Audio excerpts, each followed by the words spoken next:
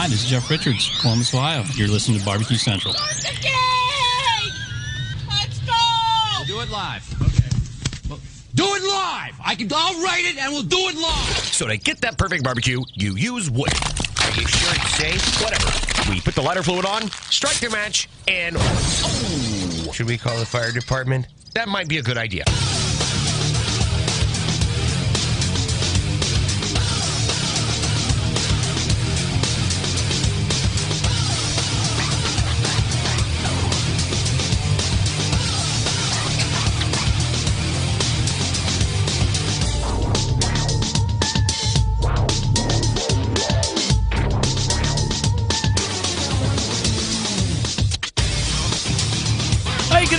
And welcome to the Really Big BBQ Central Show. This is the show where we talk about all things important in the world of barbecue and grilling. The show originating from the Rock and Roll Hall of Fame city, Bomb City, USA, Cleveland, Ohio, the barbecue capital of the North Coast. And I happen to be your program host, Greg Rempe. Happy to have you aboard here on your Tuesday evenings live fire fun and frivolity show. 2 hostings in less than 4 days. Boy, am I excited. If you want to jump in on the show tonight, more than happy to have you. And here's how you do that. You can get in touch with the show by sending an email to Greg at bbqcentralshow.com. or on the Twitter and Instagrams at BBQ Central Show. Anything else you want to find out about the show can be found at the main website, thebbqcentralshow.com. And here's what's happening in case you didn't get the newsletter. Of course, it's the second Tuesday of the month, and that can only mean one thing in the first hour. A visit from the preeminent website as it relates to live fire. Meathead will be joining us for 2 segments. Tonight, how about this? A BBQ Central Who knew we were going to be starting exclusive news update. Greg Rempe reporting from the breaking news desk here in Cleveland, Ohio, where we break the most live fire breaking news that is breaking across the nation, nay, the globe. We will be unveiling a new segment ongoing for the next number of months with Meathead called BBQ Science with Meathead. That's right. Tonight, for all of you youngsters, and I use that term not necessarily of age, but of experience in the live fire community. Maybe you're just getting into it. Maybe you met me down at Hartville Hardware over the weekend. You said, you know what? That fella, he's just all right. I'm going to start taking in this barbecue and grilling stuff and see what's what. And as you ventured across the worldwide internet over the last couple days and learned all about this barbecue stuff, you heard a term called the stall. And you only know that to be something a car might do, or in worst case scenarios, a plane might do, a takeoff when the attack angle isn't achieved properly, and it falls out of the sky, and everybody hurtles to their ultimate demise. But we're not talking about that. Get that big stuff out of here. We are talking about the stall as it relates to barbecue meat, the big ones, you know, brisket, pork butt, the 2 that are closely tied in with this thing called the stall. A lot of people have ideas, myths, legends about what this stall is all about. But tonight I'm here to tell you that Meathead is going to tell you exactly what the stall is, why it's happening, how you can patiently wade through it, or perhaps how you can impatiently power through it. And we'll be asking all sorts of follow-up questions along the explanation. I have some other things to chat with Meathead about, but that's what we'll be covering for our first installment with BBQ Science with Meathead, and then we'll move to the second hour. And joining me, because the second hour is all about what? The biggest barbecue contest coming up in all of the year. That is the American Royal, so it's going to be American Royal focused. Leading off at 14 past the second hour, a 2012 winner, longtime sponsor of this show, a premier pitmaster over the last decade, plus Sterling Ball from Big Poppa Smokers. We'll recap what it was like to win back in 2012 and what he remembers feeling. And I'm very interested in learning as you fast forward 9 years if he feels differently, if he's able to appreciate it in a different fashion, if he's more reverent about the competition itself, about the winners. And there's plenty else to talk. Plenty else? I think that's poor English. There's much more to talk about on top of looking back at the American Royal as well. We'll probably get some competition thoughts as it stands in 2021. And then closing out the show, going to the bullpen, as we like to say here on this show. The manager at the World Series of Barbecue, Emily Park, will rejoin us once more. We're not naming more Barbecue Hall of Famers tonight, and I can't believe she's actually available here Tuesday leading into the event itself, which has to be very hectic and logistically a nightmare. But she has made a few moments available for me this evening, and we'll talk about what's actually going down, the last P's, I's, and T's that are being placed, crossed, and dotted. And we'll talk about other things going on at this event. I mean, we'll get some history, but then we'll talk about other things. If you're going, maybe you're going to be an attendee. You're not cooking it, but you're going to be a foot trafficker, an audience member, a fan, if you will. She'll tell you other things to take in while you're down there aside from the barbecue stuff. So stay tuned for all of that this evening. You can follow me socially at TikTok, Instagram, Twitter at BBQ Central Show, Snappy Chat at BBQ Central for a live video feed. You can go to Facebook and Twitch /BBQ Central Show and YouTube /RD Rempe. Also, 2 ways to get an ad-free podcast feed experience if you can't get the show live. That's totally up to you at the Patreon page. Patreon.com/BBQ Central Show, or if you use Apple Podcast, you can subscribe to the ad-free right in the app itself. First off, many of you reacting to Sean Walchef's interview from last week over the course of the last 7 days, many of you really heralding his candor, his openness about how they really got away from their traditional business sense, how they originally went in because of the, as Sean put it, bad location, bad timing, because it was a recession, to open a barbecue restaurant that also served breakfast and a whole bunch of the classic brick-and-mortar restaurant experience, and how he'd leveraged social media in all various ways, how he's leveraged a podcast in all various ways to build an allegiant audience. And then as COVID hit, really made a huge pivot where they are now not operating anything like they did back in 2008. And he's doing so much better than he has ever done, both from a labor standpoint, from a profitability standpoint, from a gross revenues standpoint, from a popularity standpoint. So he's hitting on all cylinders, and he's, as he said, trying to become the Amazon of barbecue. So if you missed that, make sure you go back and get it. Some other listener feedback from the show over the last number of weeks. Austin and Nashville writing in. Greg, great work pressing to get Carrie Bringle back on the show after last month's technical issues. The persistence paid off with a fantastic segment.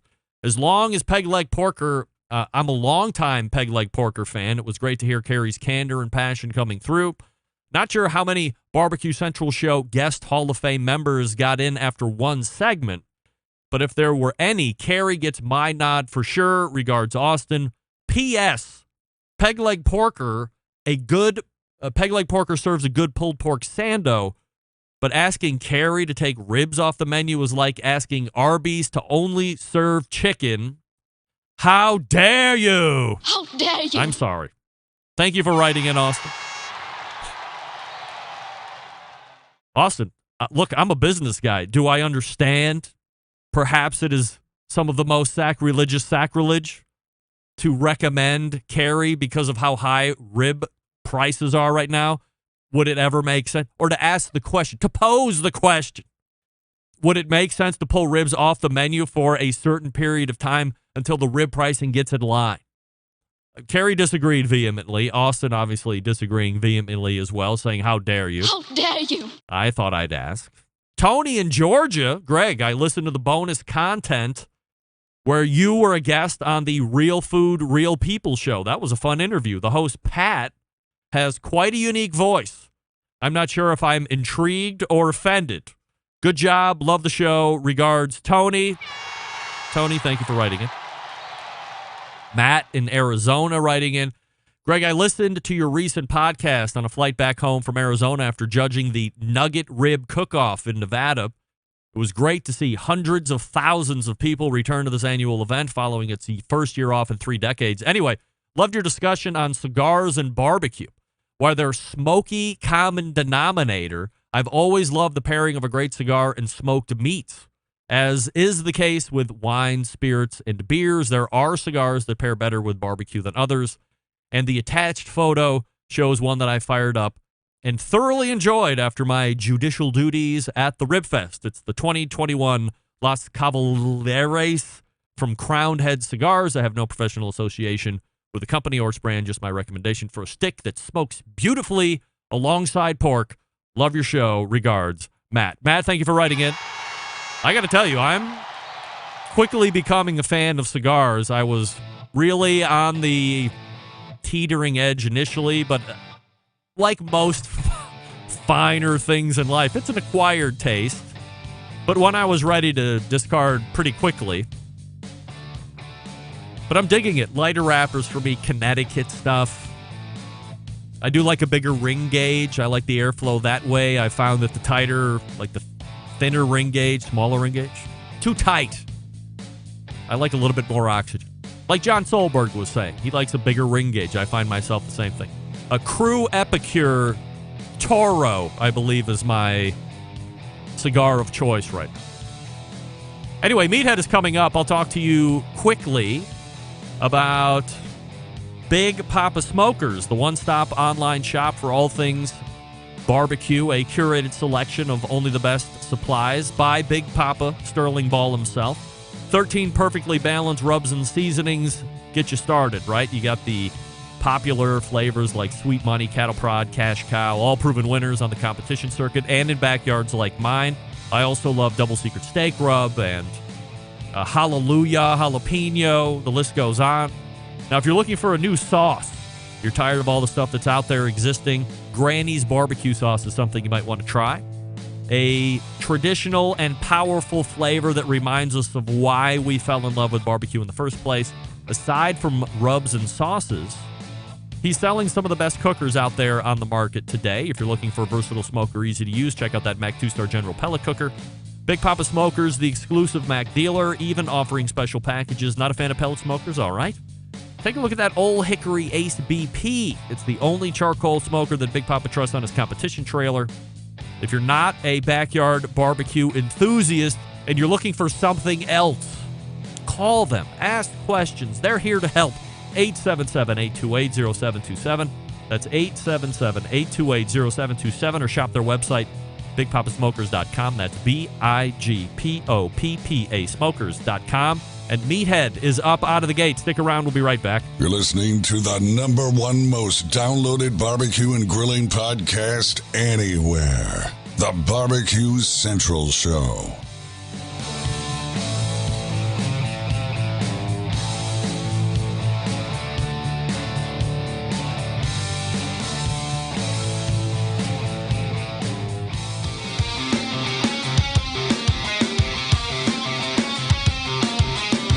Broadcasting live from the BBQ Central Show studios in Cleveland, Ohio. You're listening to the BBQ Central Show. Once again, here's your host, Greg Rempe.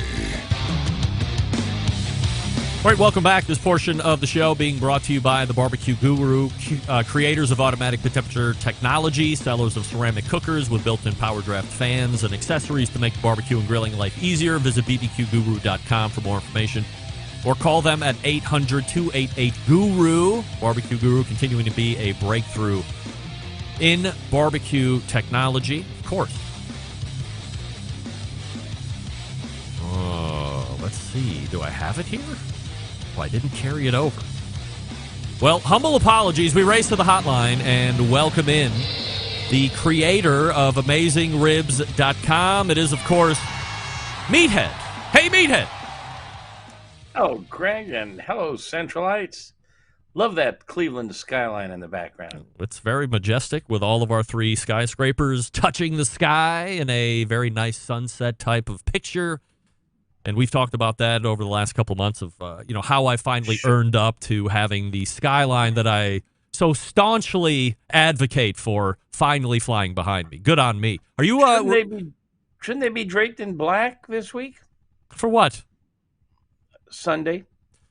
Meathead, I'm gonna take the contrarian view, if you don't mind, for 1 second. We're gonna turn this into a sports talk show for 5 minutes.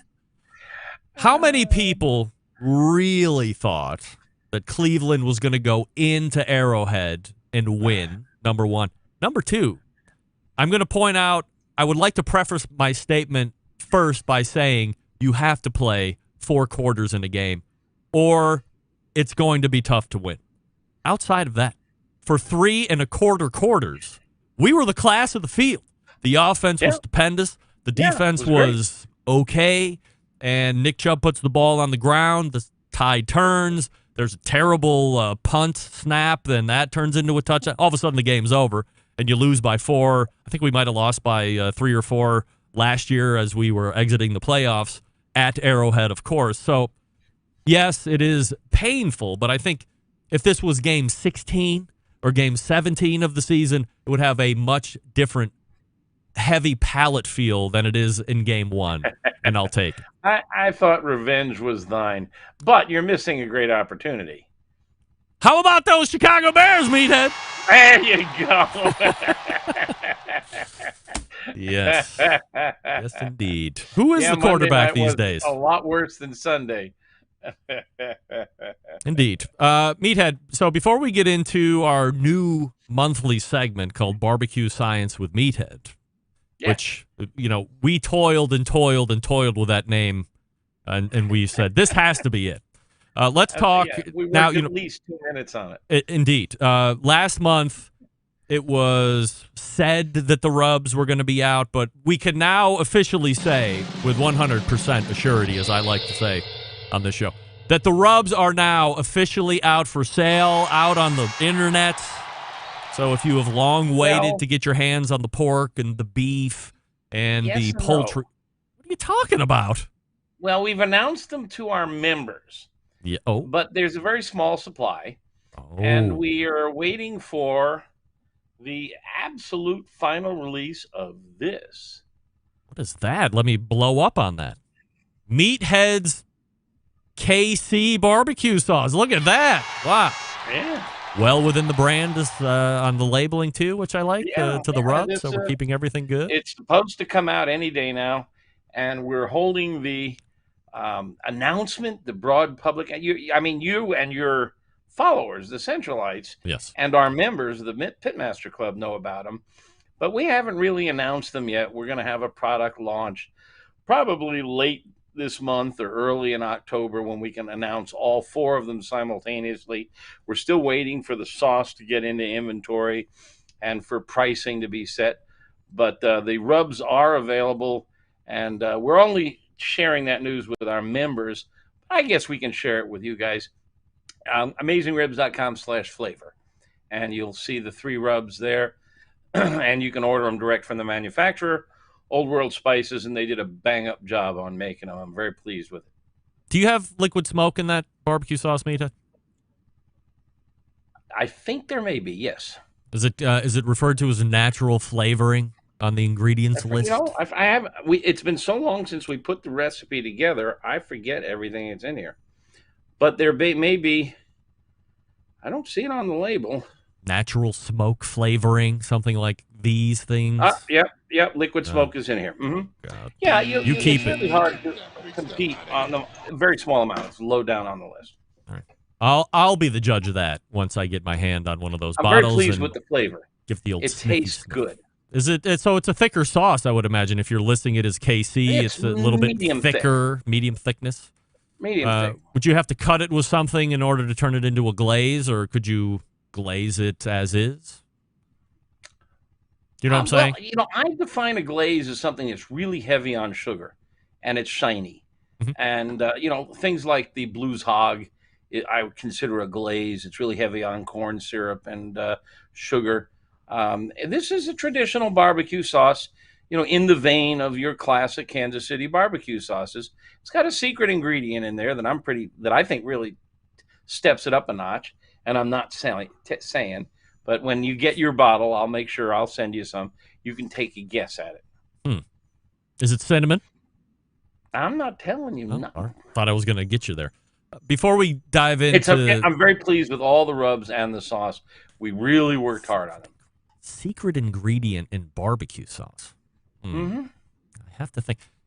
Everybody listening here, start throwing up guesses, and then at some point, Well, you Meathead gotta will taste forget that he said it was secret, and he'll reveal it, and then I'll give $5 to whoever guesses You gotta it right. taste it. Oh, You gotta taste it. Here's a great guest coming in from Jason Pettis. I'll flash it up here so everybody can see it. Is it MSG? And we know it is. No. Thank God. No, it's not. Oh. It's not. But I just wrote a big article on MSG. I am turning into a serious fan. I love MSG. Yes. I just did a couple of steaks the other night, one with and one without, and boy, you could really taste the difference. I keep a jar of it right next to the stove now, and I have really delved into the chemistry and the history and the whole concept of Chinese restaurant syndrome, and that could be a topic for another one of our little science chats. Here it is from Smokin' Joe's barbecue pit. It's freaking pineapple. We knew it. That's a good guess, but it's wrong. All right. I like that. That's funny. Maybe my next one. Let's talk about. For people who don't know the joke, a while ago, we were talking about our favorite things on the grill, and I said I think pineapple may be my favorite thing on the grill, and Greg has never let me forget it. And neither are the Centralites, as they are just rolling in with all sorts of pineapple references, no doubt about it. I lost a lot of credibility with that one, but if you've never grilled pineapple, you don't know what you're missing. Oh, I have, and it's very delicious. I certainly agree. It is indeed. Barbecue fad, before we get into the stall, Meathead. Are you down on... heck, Meathead, do you want to play a game? Sure. I'm always up for whatever you want. All right. Meathead is going to be playing the game with us this evening. Meathead, why don't you tell us a little bit about yourself? Me? Yes. I was born on a cold and stormy night. All right, here we go. Meathead, the question is this. In regards to barbecue fads, 100% yes or 100% no, you are down with smoked cream cheese. I like it. I like smoked It's a yes butter. or no answer. Yeah. Okay, I'll give it a yes. All right, final answer. Yeah. We'll lock Meathead in on yes. And the answer to 100% yes or 100% no, does Meathead like cream cheese? Meathead answers yes, and he is correct. All right, way to go, Meathead. Correct by whose judgment? Thank goodness. I'd hate to think you got your own answer wrong. What do you think about that? Have you seen this all over Instagram over the last number of weeks where you've taken a brick of cream cheese, put it in a smoker of some sort, and now it is the hot dish on social media? Is it BS to you? Well, first of all, I used to spend more than an hour a day on social media, Twitter, Facebook, and I've just pretty much backed off. We do share a daily tip on cooking and grilling and smoking on social media, but I don't hang out there. I don't entertain idiots with arguments. If you want to engage with me, just come to AmazingRibs.com. That's my website, not Zuckerberg's website or Dorsey's website. So I don't know what's going on in the world of TikTok. Although, God, I love TikTok, but or Instagram. I don't spend much time on them anymore. All right. Well, you're missing out on the latest fad, which is smoked cream cheese. We'll move on from there. Let's talk about important. But I've smoked all kinds of cheeses and they work. I mean, there are some cheeses that are better than other. Everybody knows smoked Gouda. How can you go wrong with that? Yeah. And you can smoke a lot of cheeses. I've smoked blue cheese. I mean, it's a lot of fun. As I had mentioned in the open of the show, Meathead, there could be folks getting into this live fire love affair that we've been entrenched in for well over a decade. And they're starting to learn about things and hear terms and all of this. So I thought it would be good to start out or kick off BBQ Science with Meathead segment by talking about one of the most prolific topics to ever be talked about in the realm of live fire cooking, and that's called the stall. So let's talk, or introduce me to the stall, and what, and perhaps let's start with like what the biggest misconceptions are. So let's define it, and then let's talk about the biggest misconceptions, and then we can really get into what's the science and what's happening. Well, let me begin actually by giving a fun little bit of a backstory. Back in somewhere around 2005 or so, I launched AmazingRibs.com, and it was just one recipe, ribs, and it started to grow, and I got real interested in why things happened, and I started fiddling around doing kitchen science, and some guy came to the website, and we started exchanging questions. And I asked him, I said, well, one of the things that puzzles a lot of beginners, including me, is why when you put a pork butt or a brisket on a smoker at a temperature like 225, why does the internal temperature go up, up, up, and then stop? And it holds there for a long time. And this guy, his name was Greg Blonder. He's a PhD. He was the head of research at AT&T, a physicist, a food scientist. He's now a professor at Boston University, and it began a very wonderful, long relationship. And his name is actually on the cover of my book as our science advisor. And so he began to delve into what causes the stall. And the stall is really concerning to newbies who are doing, well, often it's pork butt, because pork butt is a really great way to begin smoking. It's a really forgiving piece of meat. When you're done, it's a lot of fun. It feeds a lot of people. It refrigerates and freezes well. And so they'll throw a pork butt, maybe 5-8 pounds, onto a smoker, and typically 225 is your benchmark smoking temperature. And like I said, it'll go up and up and up for 4 or 5 hours until it hits somewhere between 150 and 170, and then it stops going up. And about that time, your spouse starts tapping his or her foot and saying, the company's going to be arriving any minute. Where's dinner? And you're thinking, well, geez, I've got to get this up to 190, 200, and I'm stuck at 160. What causes that? So Blonder and I talked about it, and he set up some experiments. There were theories around the internet and all over in the barbecue world. The general consensus was that it had something to do with the rendering of fat, that the temperature stopped going up while the fat was rendering. And then there was a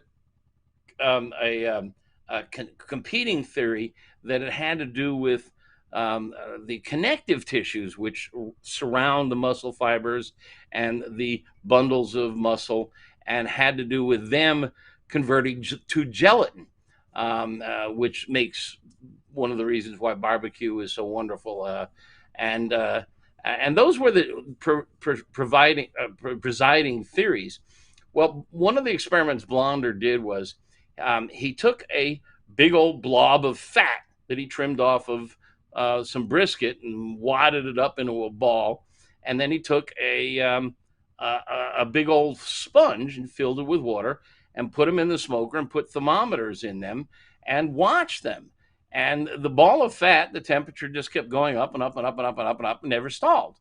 But the sponge went up and up and up and hit that temperature around 150, 160, and then it stopped going up and held there for hours. And so we did a bunch of other experiments, and we had a lot of fun with it. And we finally figured out that what was happening was, especially at a low temp in the 225 to 250 range, the moisture evaporating from meat, like a pork butt or a brisket, the evaporation rate was cooling the meat. Just like when you go out in the yard and cut the lawn and you start sweating. it cools you. Well, the evaporation rate from the meat was cooling the meat at the same rate that the warm air was heating it. So you hit this stasis where it couldn't rise in temperature until the surface dried out. When the surface dried out and there was no more moisture for it to evaporate, then the temperature went up. So essentially, it stopped increasing in temperature until bark formation was complete. And of course, everybody loves bark. Bark is the barbecue slang word for that marvelous crust, especially on a pork butt where you get all these herbs and spices from your rub and there's sugar in there and the moisture mingles with it and you get this wonderful crunchy dried meat. It's essentially jerky. It's the dried surface of the meat. And once that happens, then the temperature can go up and up and up and up. And we devised a number of tests, and Greg has all kinds of scientific instruments and proved the theory. I'll never forget, I went over to the Barbecue Brethren, which is a message board, and posted the data and just got absolutely slaughtered, murdered. I mean, anybody who's hung around that place knows that it's a dangerous place. Especially if you don't go in there regularly. They didn't know me from Adam, and here I am busting their popular theories. But of course it proved right, and it is now generally accepted, and it's been proven again by others. It's a fascinating concept, and there are other ways to deal with it. There are numerous ways to deal with it. Let me interrupt just for 1 second.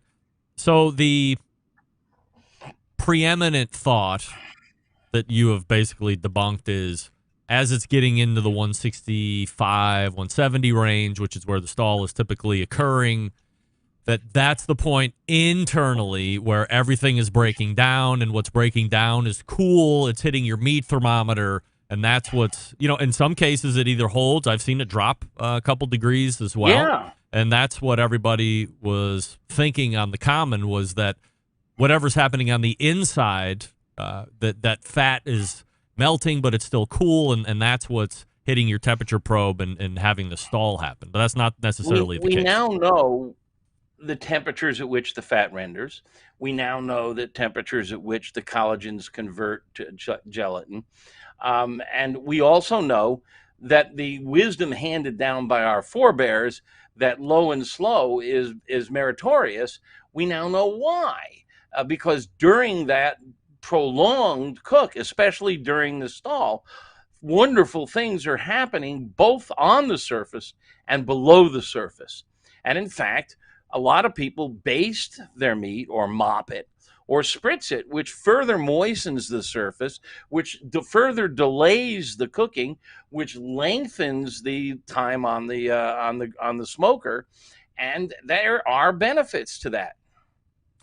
Meathead, hold on 1 second, and when we come back, we will talk about ways to deal with the stall that I'm sure you have proven out here. So stand by as we're talking with Meathead from AmazingRibs.com, and our first of what will be a number of months in a row, BBQ Science with Meathead. And if you're just tuning in right now, we're talking about the stall, so you'll have to go back on the podcast a little bit later this evening or tomorrow morning or whenever the hell it's released, because Apple Podcasts truly sucks. But use Google Podcasts. That's what I say. You can get it pretty much right away. And then you can catch up, and you can listen to the next part live if you're just tuning us in right now. I'll talk to you quickly about Primo Grills. What do we love about ceramic cookers? We love that they are fuel efficient. We love that you can achieve low and slow temperatures for traditional barbecue meats. We also love that you can get rip-roaring hot for high-temperature grilling like steaks and other thin cuts. But what's missing in the everyday lineup of ceramic cookers? The ability to do true two-zone cooking. Two-zone cooking, very important to both professionals and backyard cooks. It's the best way to manage a fire and cook with confidence. However, getting a two-zone fire in a round ceramic cooker is not very realistic. Why? Because it's round.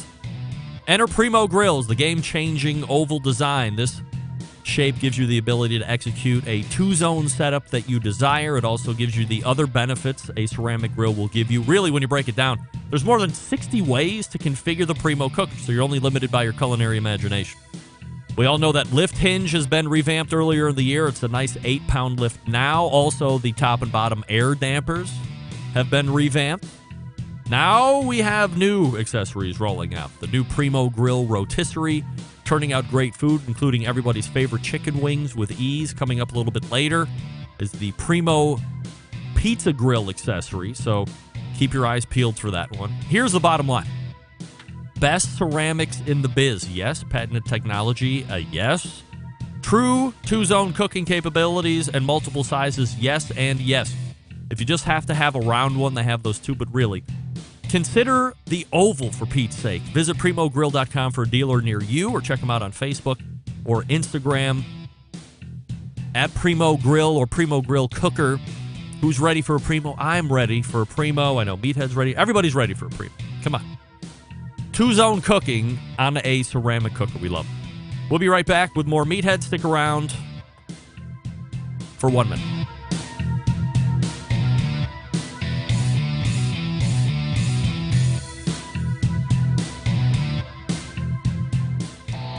Howard Stern, Jim Rome, Dan Patrick, and Greg Rempe. The Mountain Rushmore of talk show entertainment. Now, let's get back to the BBQ Central Show. And this portion being brought to you by cookinpellets.com, your number one source for quality wood pellets for all your pellet-driven cookers.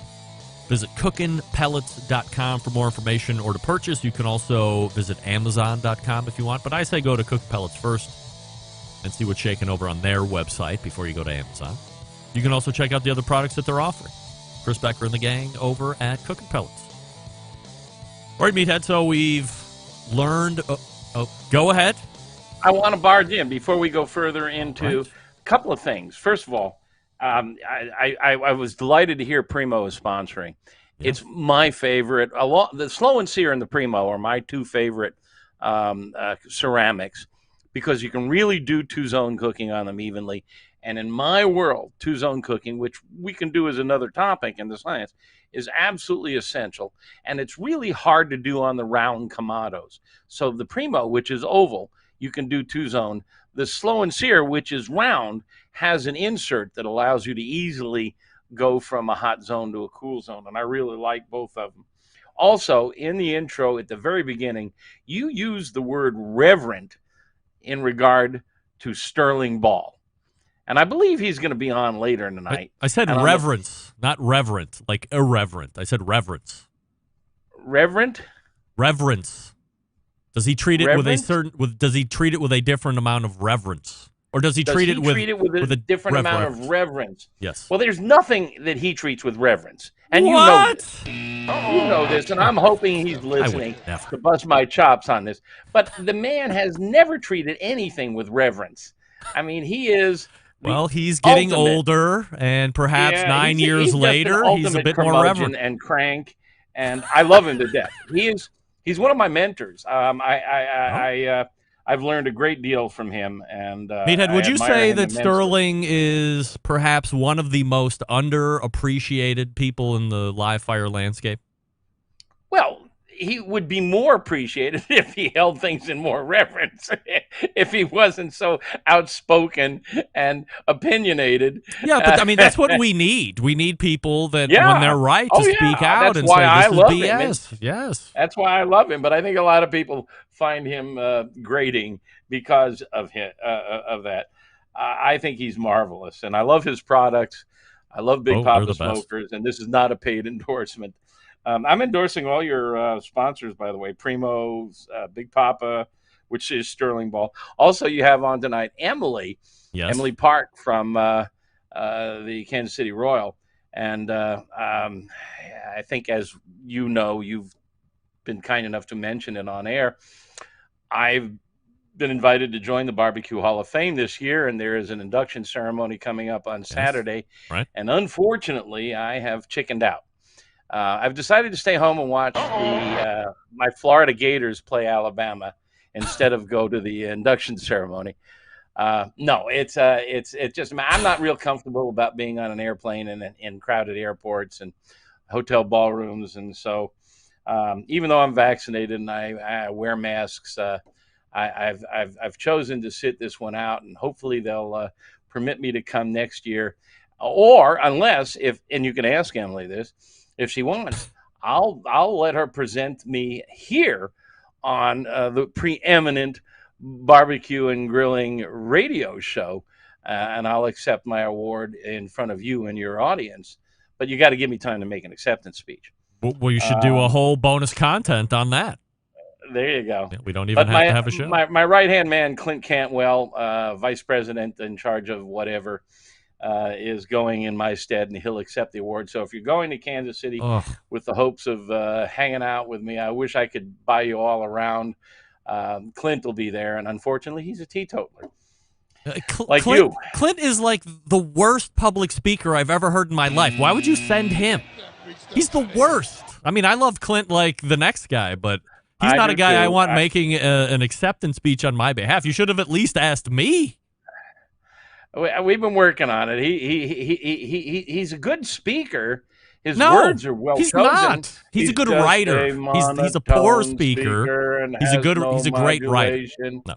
He has a great writer. He's a poor speaker, and if he's not going to admit it, then he's lying to himself. And I'm grading like Sterling Ball is grading. I'm going to sit here and call a spade a spade. So I feel like the people. It had to have been quite a amount of mulling for you. Yeah. We're getting away from the stall here, but I'm going to get us back on track here in just a second. It's one of the great honors of my life. Yes, and you're not going to be there.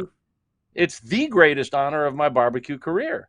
And I am immensely grateful, and but I would like to live to enjoy it. And at my age, with what they call underlying conditions, I just felt that it would be wise for me to sit it out this year. Let's make a deal right here on this show.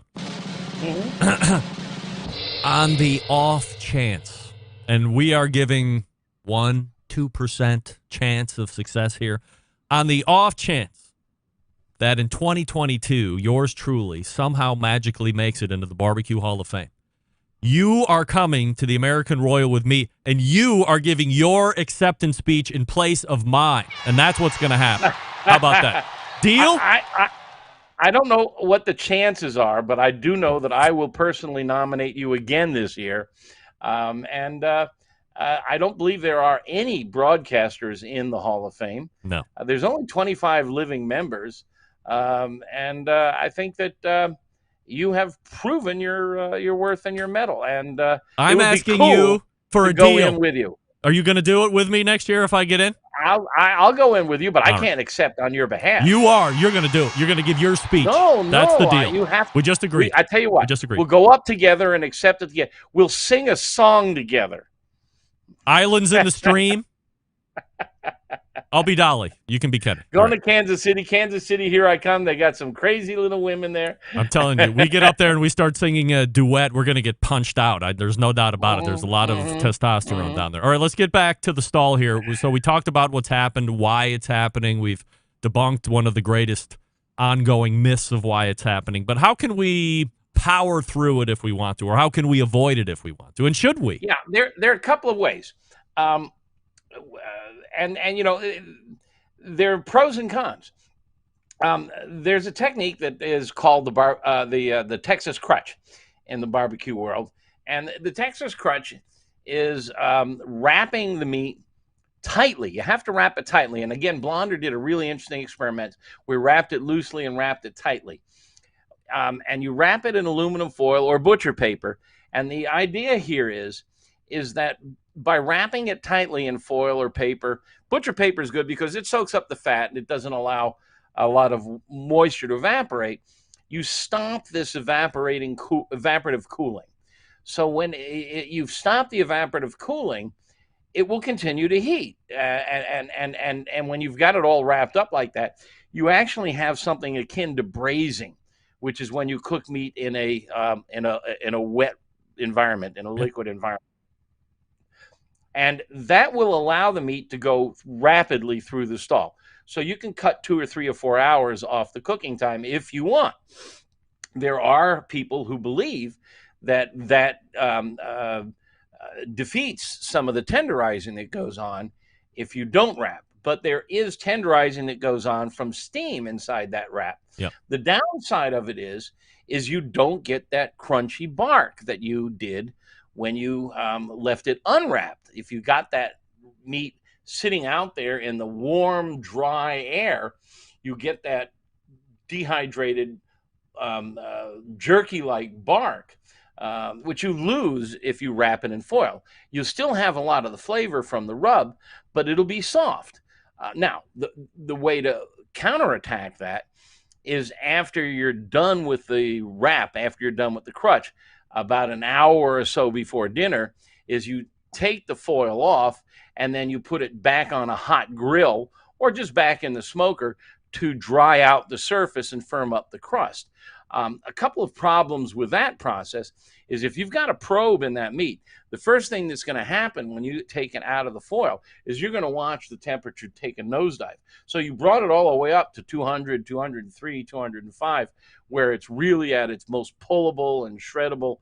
And then you open up the foil and boom, it goes right down to 170, 180 on the interior. But it's fully cooked, and it's, 170, 180 is actually hotter than you really want to put in your mouth. So there's no real problem there. The other option is to bring it inside and put it under your broiler, or put it on a charcoal or a gas grill right over the flame, over direct heat, and dry it out that way. So there are ways to get the bark back.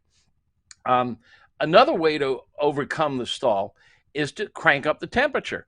Leave it at low and slow at 225 or so if you want, until it gets to the stall. When it starts to stall, increase the temperature. Add another log, throw on more charcoal, turn the dial up on your gasser, whatever. Get the temperature up into the 300 range. At that temp, the air overwhelms the cooling effect of the evaporation to a degree. It will still slow it down, the evaporation, but the hot air will help speed it up so you can overcome. And, pork butt in particular can handle 300, 350 easily. And if anybody has been paying attention on the barbecue circuit, we know that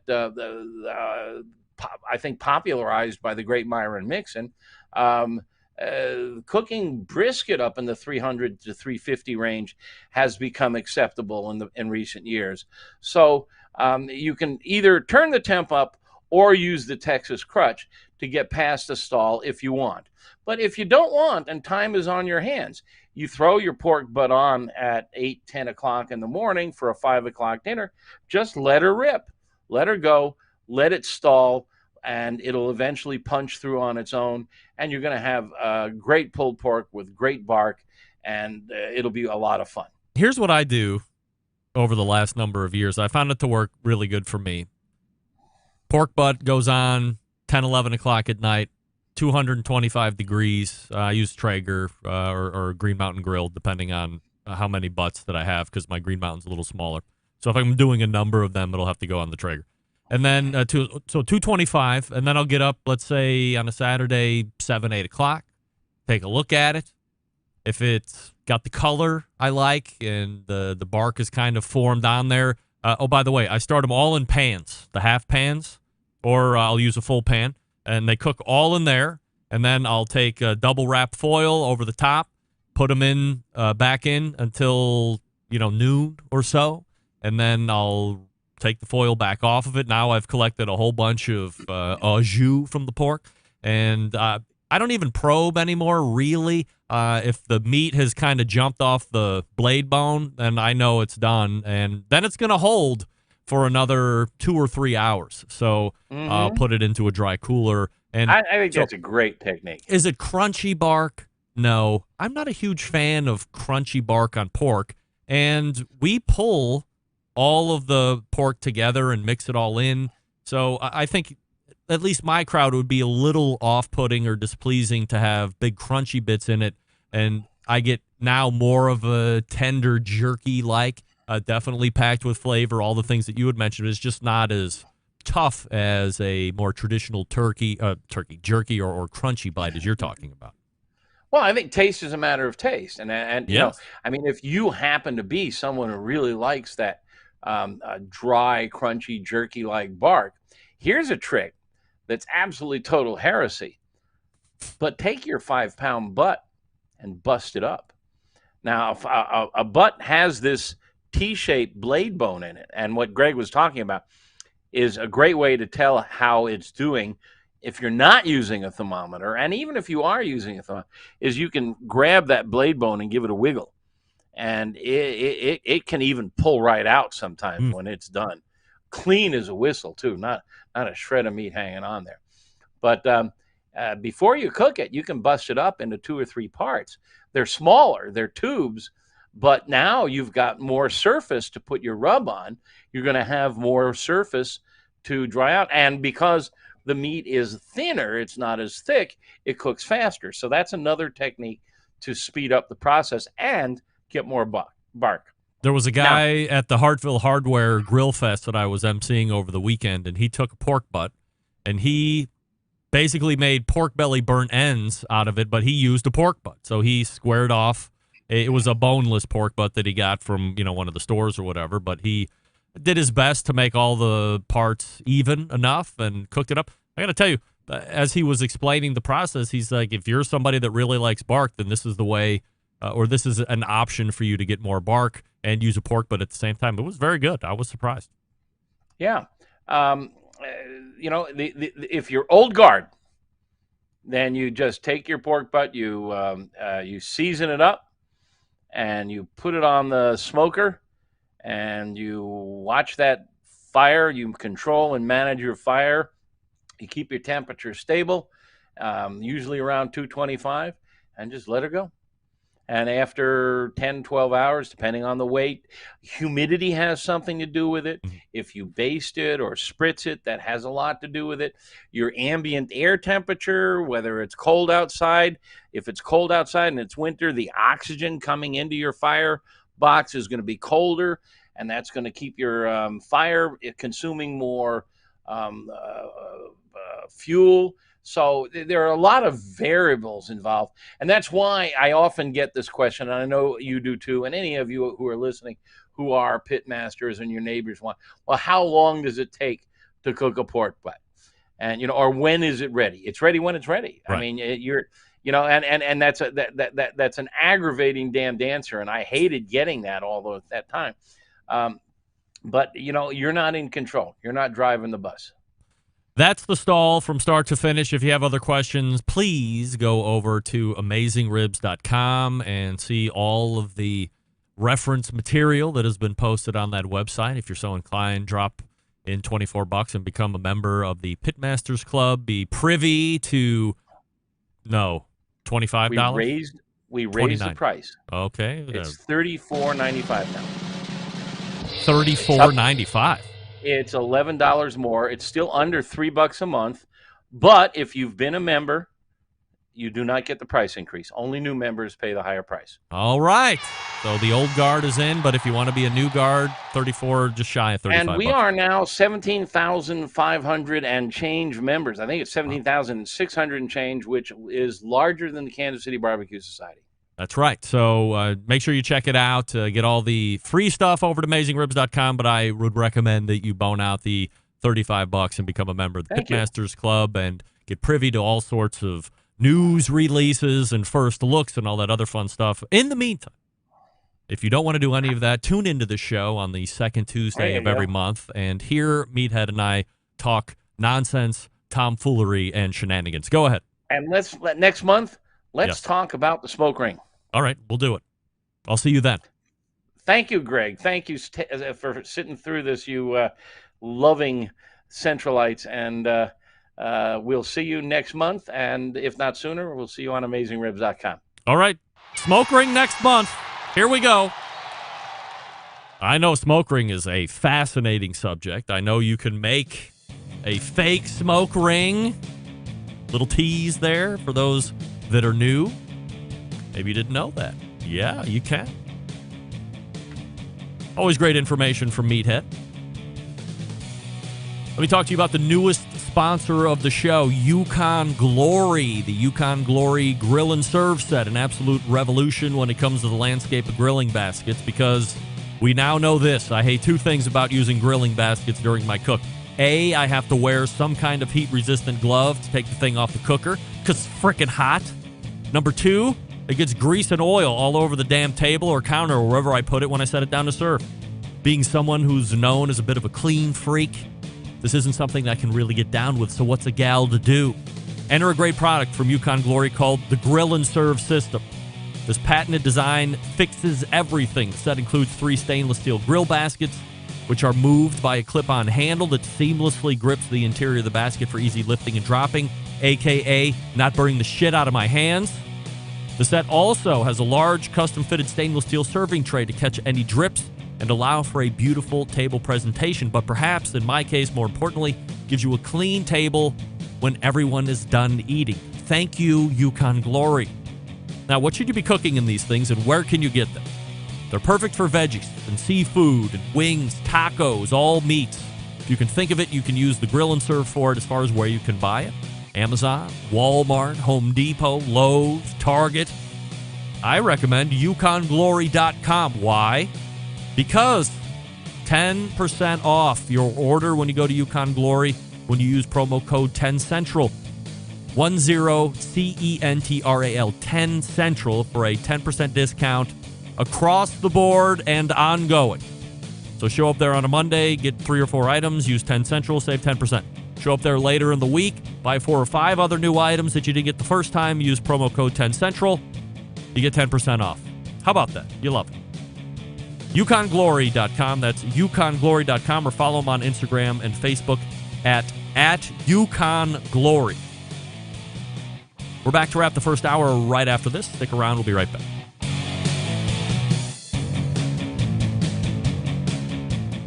Continuing to produce incredibly mediocre content in an exceptionally professional way. You're listening and watching the BBQ Central Show. Once again, here's your host, Greg Rempe. Oh, I knew this was coming. This segment brought to you by Fireboard 2, Fireboard 2 Drive, Fireboard 2 Pro. Monitor up to 6 different temperatures simultaneously. Connect to Wi-Fi for cloud-based monitoring, or connect via the Bluetooth.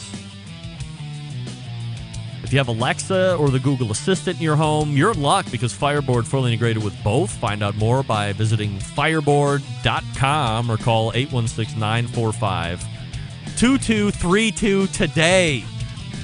What are you waiting for?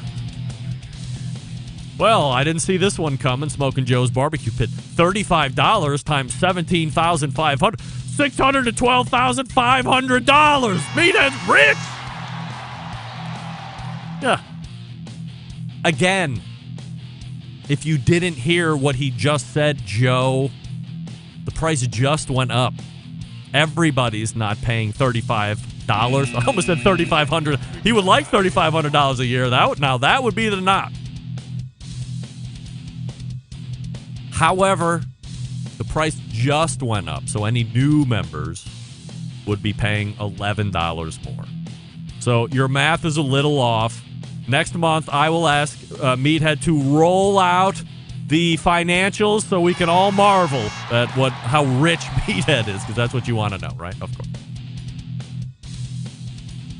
We thank Meathead for joining us for the last 2 segments. Of course, you can find him at AmazingRibs.com. You can find him evidently limited on socials, Instagram and Twitter, sometimes on Facebook. You can ask questions there. Otherwise, just go to AmazingRibs.com, ask questions there. That's his space.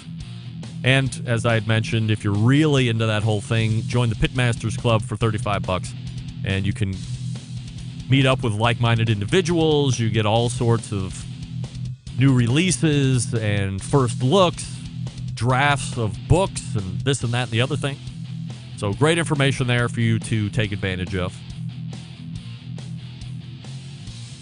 We're pointing to the second hour, so go ahead and refresh your libation, whatever it is that you're drinking. Or perhaps, dare I say, light up a stogie. Have you tried the Crew Epicure Grand Tour. Is it Grand Tour? I don't know. It's smooth and creamy. Can a cigar be creamy? It says creamy on the box description. I don't know. All right, we'll be back right after this. Stick around. You're listening to the #1 most downloaded barbecue and grilling podcast anywhere. The BBQ Central Show.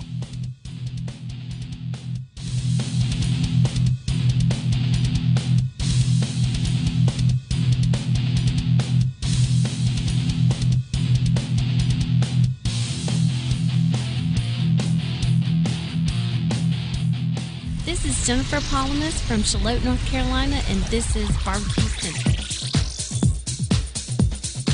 Happy to have you aboard here for the really big barbecue show. Boing. We cook because we have to, and we grill because we want to. Hit me! Fine, how's it going? You have a great show. I'm a big fan. Boing. So what seems to be the problem here? This man looks like he's dead, and he's in the crackle. Charbono! It's all about the charbono, dude. Succulent fish. What? He ate 54 wieners. Oh, listen, Lavernius, shut your face. I'm shaking like a dog shit peach seed. We have top men working on it right now. Top men. And just like that, we are into the second hour. Welcome aboard. It's the BBQ Central Show. We talk about live fire and grilling stuff. If you want to jump in, Greg at thebbqcentralshow.com. You can also go ahead and jump in through the email or jump in through the phone, 216-220-0966. Looks like I'm getting a cigar suggestion here from Smoking Joe's Barbecue Pit.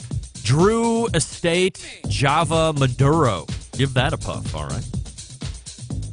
Now, I'm not going to be too newbie to know Maduro's more of that darker wrapper, and I'm not going to fall for the fact that darker means more bold. I've learned over time that actually means more of a sweeter profile in some cases, so I may or may not take you up on that.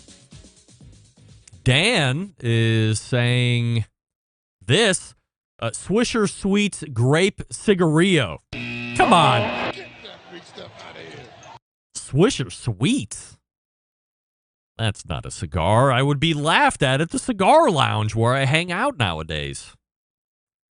Can't build any trucks. Can't sell those. Can't make any real money anymore. Everybody can't do that. I'll just spend time at the cigar lounge because that's what you do when you take up cigar smoking and try to become an expert at that. Still to come on the show this evening, Sterling Ball of Big Poppa Smokers in about 12 minutes' time. And then after Sterling, we'll be joined by the manager at the World Series of Barbecue, Emily Park, and talk about the last-minute tasks that she's up to and also what you can expect and how it's going to look this year.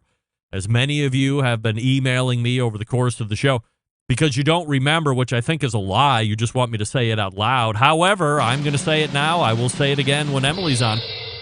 Embedded correspondent from Michigan and myself, 100% wrong on the call of the American Royal being canceled. However, I think it would be a good idea, if I can remember, to ask Emily how close it may or may not have ever come, if it was never even in the realm of possibility that it was going to get canceled, or if it was something that was teetering, that in a last minute or just weeks from the actual event itself taking place, which will be this weekend, that it was going to be canceled. I mean, who knows?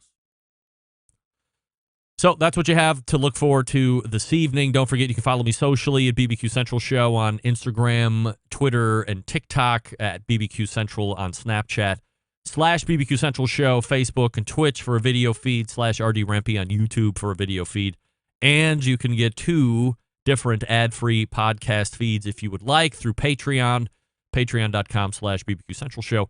Or you can go to Apple Podcasts and subscribe to the ad-free option right there in the actual thing. Episode 194 coming up on the best moments of the BBQ Central Show in 10 minutes or less. Coming to you from a what? I was trying to say September and 6th all at the same time, and it came out 6th. How dare Sorry. you. September 6th, 2011. Backyard Chicken Roundtable with who? The likes of Shane Draper, Jeremy Schleishman, and none other than one of top men at Traeger, Chad Ward. Here's the good news about any barbecue roundtable you might run across from my past shows, no matter how old they are. And some go way back to like the early 2010s. The majority of them, both competition and backyard, still 90% good info even to this day. Now, sure, there might be some techniques or rubs that may have gone in and out of vogue between now and then, but the vast majority of the info that you hear on these shows still good today. They'll help you be a better backyard cook, and in some cases, still help you on the competition side of things as well. And they're always the most downloaded shows when I was doing those. I've got away from the competition roundtable for obvious reasons, and I could see refiring the backyard roundtable. The show has definitely become more backyard focused, more non-competition focused, let's say it in that way. So we could scrounge up 3 backyard pitmasters and talk about briskets, pork butts, chickens, and steaks and burgers and other such tomfoolery. I think that could happen. So that's what you have to look forward to this Friday. You do have to be subscribed to the podcast feed, which you can do on the website or on any podcast platform if you search The BBQ Central Show. And if you would like to hear a past guest or past rant or whatever, just email John, who puts it together, Jon, at thebbqcentralshow.com, and let him know what you'd like to hear. He'll do his best to meet your needs. All right, so a lot of you were asking if I was going to be recapping the event from this past weekend, which, of course, locally was the Hartville Hardware Barbecue Contest and Grill Fest. And I will do that right now. So first and foremost, I want to thank Catherine and Steve from Hartville Hardware, who run the logistics and put this whole thing together during the weekend. And it's got to be a year-long process for them to get everything pounded out, do a little recap meeting here after the fact, what worked, what didn't work, what could you do better, and then start circling up for what is going to be a 2022 Grill Fest. This is something that I really enjoy doing because I feel I'm an okay public speaker. I feel I know how to moderate. I feel I can interact with talent. I can ask the right questions. They're paying me, so I'm happy to do what they tell me. A lot of people said, hey, how come you don't announce who the winners are and announce who the grand champion? Who cares? I don't care. If Steve or Catherine said, run the awards, you announce who it is, I'm happy to do it. If they don't want me to do it, I don't do it. You know why? Because they pay me to do what they say. And I do that, and I'm happy to do that. And as long as they will have me back, because it's local, it's a little less than an hour, I will do that. I will do it. It's fun. The day was great. Sunny, not overly hot, not overly breezy, well populated, lots of business going on.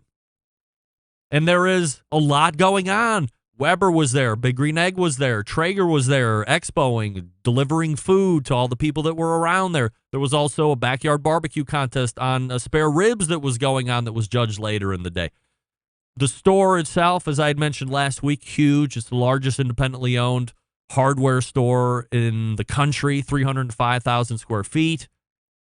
I took a picture of one of the houses that is inside. I think I forgot to post that on my social media feed, but if I can remember, or as I listen to this back tomorrow, I'll go ahead and post it up there. But literally, there are 1 or 2 houses that are inside of the hardware store itself, just to give you an idea of size. Then you have the grill zone, which, of course, anybody who's a live fire fan is going to love. They have a lot of great products. They have a lot of things that you just don't find anywhere else. And as I had mentioned last week, it has to be the premier barbecue and grilling store in the region.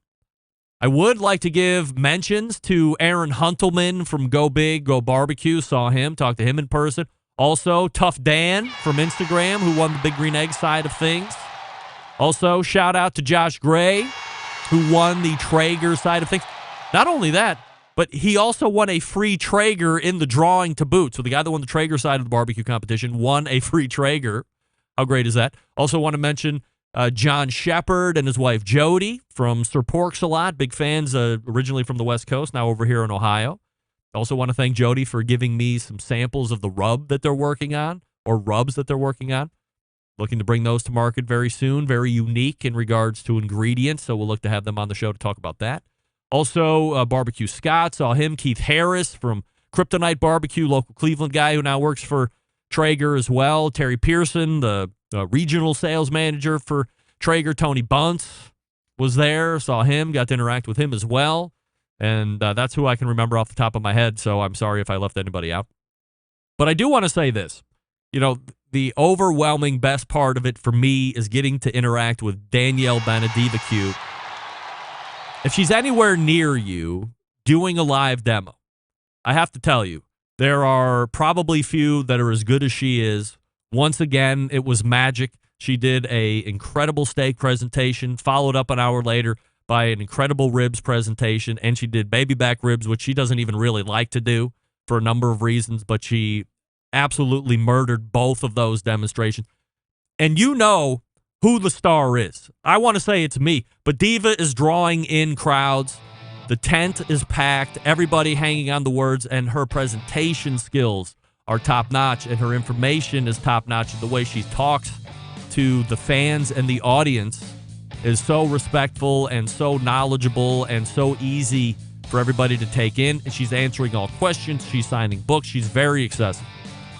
I don't know if there's anybody better in the industry right now doing that type of work. Maybe there's a few that are on par, but few are better than Danielle is. So if you have the ability, or she's going to be around you, or even if you take a online class that she does for Traeger on those Traeger grill classes, you got to do it. If you've been on the fence, get off the fence. It's going to be well worth every penny. And then you write me and tell me how much I'm right.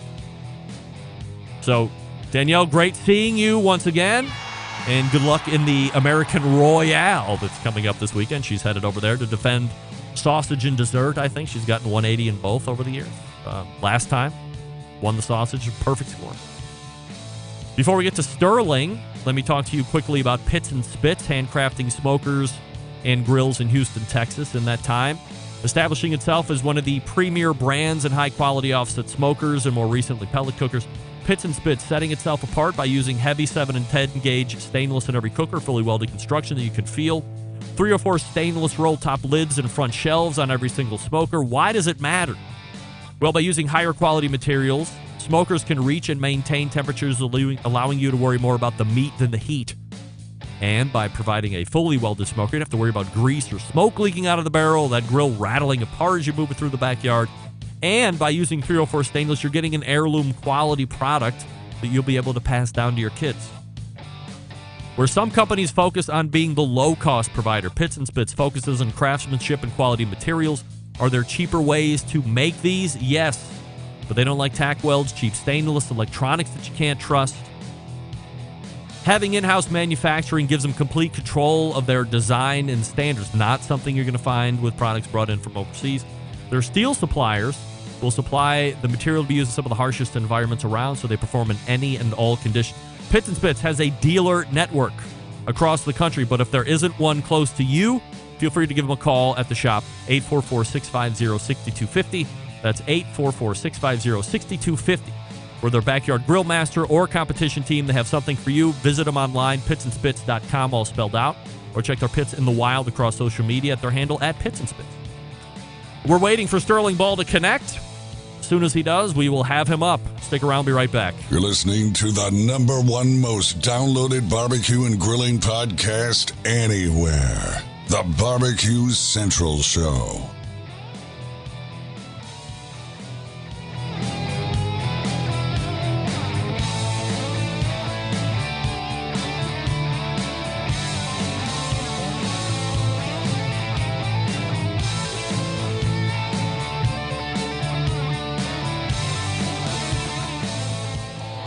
Howard Stern, Jim Rome, Dan Patrick, and Greg Rempe. The Mountain Rushmore of talk show entertainment.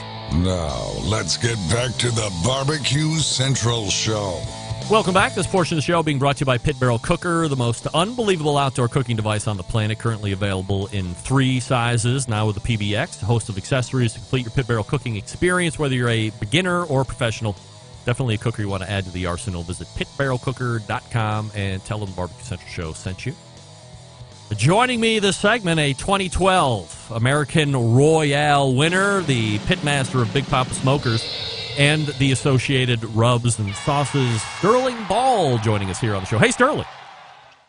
Hey, how are you doing, Greg? I am absolutely fabulous, Sterling. Appreciate you making time for me. Before we get into the agenda here this evening, as I'm sure you were listening eagerly in hour number 1, Meathead referenced that you are anything but someone who shows reverence. I took umbrage with that. I said, Sterling definitely shows reverence in certain things. Would you classify yourself as someone who is showing reverence at the right times, or are you more of a grader, as he said? Boy, I don't know. I didn't hear it, and I just don't want to touch that, okay? I said Sterling is perhaps one of the most underrated, underappreciated, under whatever in the live fire community. If people knew half the things he has done, for instance, Barbecue Hall of Fame, for instance, the grant for Smithfield, just to name a few things. Then you do a guinea pig, then you do King. We'll get into some of this other stuff.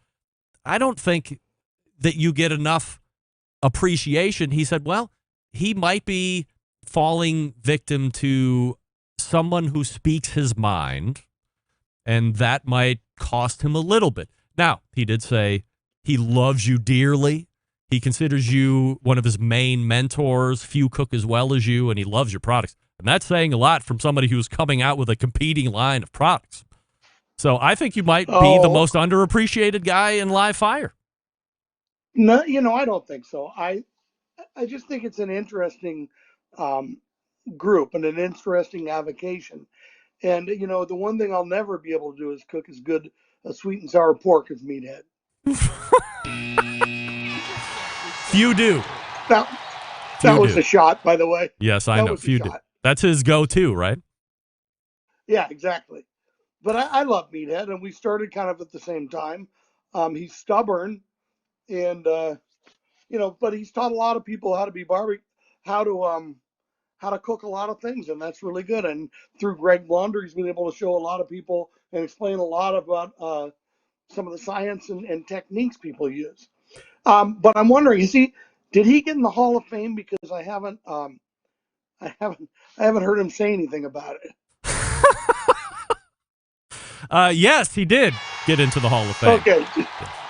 Oh, that's good. I think that's wonderful. I love meat. So what the hell else is going on? Well, this coming weekend, Sterling, is the 2021 version of what I heard this weekend referred to as the American Royale. I've only known it as the American Royal, but perhaps I've been saying it wrong all these years, the American Royale. And I thought it would be an interesting thing to look back here. In 2012, a young Sterling Ball came on the Barbecue Central show. Perhaps that was one of the first times you came on the Barbecue Central show, and we talked about Big Poppa Smokers winning the big one, the American Royal. So I wonder, what do you remember about that weekend? What do you remember about the win specifically? And then if you can fast forward 9 years later, as we sit here in 2021, do you look at it any differently? Does it mean more to you now that you're away from it? Does it not mean any more or less than it did 9 years ago? What do you think? Oh, it means more. I'll tell you, to answer your very long question. First Thorough. of all, it was very cold, and we weren't in trailers. This is pre-trailers, and we were dying. And I messed up the brisket. I cut it too short. I trimmed it too short, and it really looked terrible. And I made kind of a funny box. And so I think it was really a good brisket, but I was very concerned that I hurt myself because I was very happy with the other meats. And it was Jody Clark cooking with me at the time, who actually started Big Poppa Smokers barbecue team. And I'm sitting with Johnny Trigg, which I was the other 2 years. I had cooked the Royal before I got there. Maybe I'd only cooked once before. And Johnny was telling me I won. said, Johnny, shut up. Johnny, shut up. You always say this. And then when they called my name, it was so funny because, and the grand champion is Big Poppa. And then you could hear a pin drop for Smokers. That wasn't a popular win. It was only our third win. The problem you have after you do the Royal, and actually what I remember is looking up, they're putting the crown, sitting on the chair, and there's Harry Sue there and Donna, which is tremendous. Harry it was active in competition barbecue and was the guy to beat back then, and oh yeah, he was there showing a lot of love and support. And I've always really respected Harry, and it really meant a ton to me that he was there, and Johnny Trigg pointing to me, and that's where I met Darren Worth, which ended up being a wonderful relationship, still is. But you go back the next year and you try and live up to it, and you kind of get over that pretty quickly. And the more majors you cook, the more you realize that, you probably, if you're cooking regularly, you're probably always cooking fairly good there. Sometimes your best cook isn't the one that wins. A lot of stuff happens, but I'll tell you something. It's one of the things they can't take away from you. It's one of the things when you walk in there and you say, wow, we really did this. So I have so much love and appreciation for the Royal, and I'm proud that we've been able to qualify for the Invitational every year since. And, if we can get enough contests to cook out here and I can get fortunate enough to win, maybe I'll qualify again, and I hope I do. Yeah, I was going to say, from a this year competition standpoint, I know you've had, maybe 5 or 6, and it's maybe been the fewest 5 competitions that you've ever done up to this point. I mean, technically speaking, we're kind of late in the year. I mean, this is really when folks are jamming it in through the summer, early fall. You have the majors that are falling out, and you've been sitting over there on the left coast, which was once, I'm not going to say it was ripe with competitions like you would find in Kansas City or some of those surrounding areas, but you had a number of competitions in that California, Arizona, Nevada type area. What's happening over there? Yeah, what's happening over there? COVID restrictions were a lot harder on us out here. It also wasn't all COVID. There were issues in competition barbecue that were there before that probably weren't addressed. And when COVID came down, they all kind of collapsed on us. It was really, it was awful. But the promoters can't make any money. The sponsors don't feel like they're getting a return. The charities aren't getting a huge benefit. So there's a lot of issues. It's not just judging and cost. There's a lot of issues we're facing, and we happen to be in a market that's really taking it hard. And the thing that scares me is I looked at the calendar for next year on California Barbecue Association, and there was nothing. For the first 6 months of 22, wow. There's not one contest on the books. You're a team that practices quite a bit. If you are lucky enough to be allowed to follow you on social media, you can see that you're cooking a lot of general food cooking, but you're also getting in your competition practice. You've always been a team that has believed that outside of competitions, you're not practicing at competitions. You are applying what you have practiced in advance of competitions when it counts. To know now that you're not even going to have competitions until halfway through next year has got to be incredibly frustrating, because let's face it, there's not a lot of teams that are in your region that are going to sit there and say, okay, we're going to travel to where the competitions are, because they are not close. They're days away. Right. Listen, it's been the worst feeling. In a way, what happens is you find other things to do. As you know how much I cook. I cook content for several people, and Tyson being the number one. But I also love to cook, and like my friends know that. That's the funny part, is that a lot of the comments that people ask you what's the greatest thing about barbecue, and everybody answers the people, and I agree with that. But if you also ask me what the worst part about barbecue is, sometimes it's the people too. Right. There's a certain negativity that's tough. But I'll tell you, the problem with not being able to cook is you feel disconnected. And you're part of this whole scene, and even if you're on the West Coast, everybody's texting you on Sunday to see when awards are, and vice versa. And you really, I I'm going to a major, and we've obviously, I think, done our homework. I practice just as much as when we win as when we lose. I try and be objective, and I think we're ready. But it feels really weird. My last cook was June 5th. Wow. And I'm always trying to cook something to have a national presence, and whether it's winning the pork thing or the best I've done is third overall, but the most I've ever cooked is 25 contests. I can't do that. I mean, I had 5 chances at ribs this year. And if you cooked in Omaha one weekend this year with the single meats that we're counting at the time, they got 5 chances in one weekend. I'm not begrudging that, and I'm not bitter about that. I'm frustrated that I can't cook more. Okay, and it will be. I don't know. Are we still going to do our game show? Yes, aren't we? Well, yeah. I mean, but I'm kind of blowing some of the game shows. Sterling, do you want to do you want to play a game? Hold on. Not that this game show is fixed and been rehearsed. Never. That would be illegal. You want to play a game? Yeah. All right. Sterling, before we get into the questions tonight, why don't you tell us a little bit about yourself?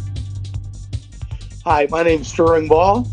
I'm a grandpa to 5 kids. I like to cook barbecue, and I like to design and make guitars. That's right. All right, here we go. We're ready to play. By the way, if you're in the market for strings or guitars or whatever, go to Ernie Ball and Music Man, of course. Thank you. True or false? I have heard through what I would term to be very solid sources that you are considering getting out of the competition scene altogether. True or false? True. Final answer? Yes. Lock you in? Sterling answers true on if the rumors I've been hearing about him getting out of competition barbecue are true or false. He says true, and the answer is true. Look at you. All right, so that's a little unnerving. So, I mean, is it because of the lack of competition? Are there other things that are underlying? I mean, everybody quickly runs to judging blows, judging sucks, judging's broke. But I've heard that for 10 years, 12 years doing the show. There's always a circle back to judging. But there has to be more facets to this puzzle than not to get it back into a more righted ship. Okay. I don't have a choice. If I don't have contests, I can't cook. Right. I still have other jobs, and I still am doing a lot of things where I can't go away for 5 days to cook a 2-day contest. So, I mean, I cook where I live. I cook where I cook, and I think we still cook a really wide, a wide geographic area. But it just happens to be there's three Western states. But hey, barbecue they're not dealing with it properly, in my opinion. So, I mean, I think that it's almost to a turnaround situation because it's not just judging, it's judging. Okay. It's cost, it's lack of sponsors, it's promoters going out of business. And all of those things add up to make it a difficult gig. And, I want to be able to, if I'm going to cook, I want to be able to make a dent, leave a bruise, and I can't. And, I don't want to move. And so, I mean, really the schedule's dictating, but I think there's a lot of underlying reasons why California, and I don't believe California is not the only geographic area that's in decline. And the membership of KCBS, I think, is in decline too. But I know Iowa is a little challenged. I know Wisconsin. I know there's several places. So, I mean, it makes me really sad because it's a big part of my life. I mean, it's 11 years now. And the people I've met and the experience I've had have been tremendous for me. And it's given me an outlet to further expand one of my big passions outside of the music business or guitar, and that's cooking. And so if I can't do enough, it's not worth doing. And also a lot of the teams that we're not getting that big of fields now, and the purses are down. So the average person, it's even really harder when the payout is $3,500 to $5,000. It used to be $10,000. It's hard to spend your $1,000 on that. So, I miss a lot of people who've quit, but a lot of the new kids. I mean, California's really the sad part is you got so many great cooks out there and really nice people, and you got Mudville and B Mackin and then a whole bunch of Jerry's out there. I mean, Steph. I don't want to not do it, but there's more good cooks out there than people want to recognize. Just for a reference point, Sterling, in its heyday, how many competitions did California have, would you say? About 22 to 25. Wow. Some of those were really big competitions. I remember Dana Point was a big competition. I remember Santa Anita was a really big competition, a really unique competition. Yeah, boy. Oh, I mean, Dana Point, I mean, they'd take you deep sea whale watching, and they'd have an Italian dinner and a Mexican dinner, and they couldn't have treated you any better. And we were fortunate enough to prevail there a couple times.